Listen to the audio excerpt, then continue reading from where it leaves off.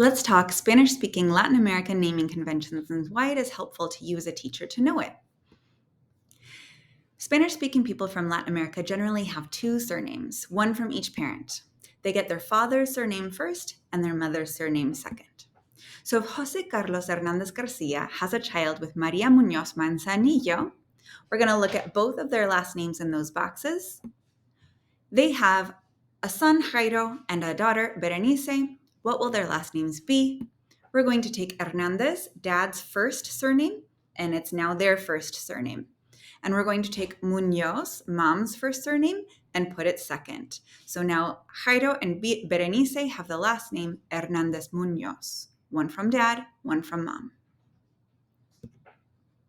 So let's say you are calling Berenice's mom. Berenice is in your class. You've looked up mom's contact information. The phone is ringing and you have in your head you're about to say, Hola, Señora Muñoz, or to address her through an interpreter as Señora Muñoz.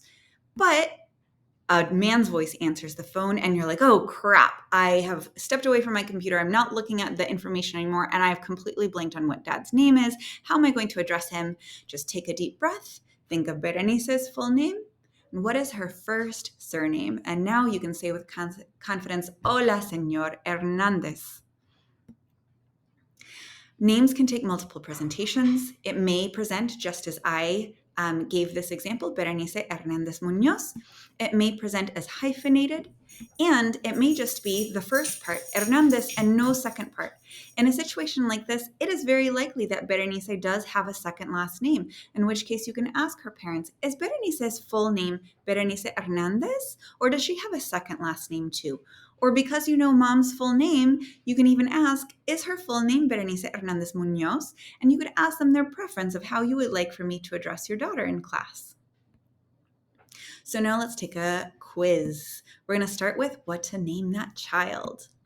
If Juan Luis Cabeza Lopez and Antonia Sanchez Solis have a child, what will Guillermo's last name be? Cabeza from dad, Sanchez from mom. Guillermo Cabeza Sanchez. What will Sarai's last name be if her dad is Rubén González Cruz and her mom is Ana Paulina Acosta Garay? González Acosta.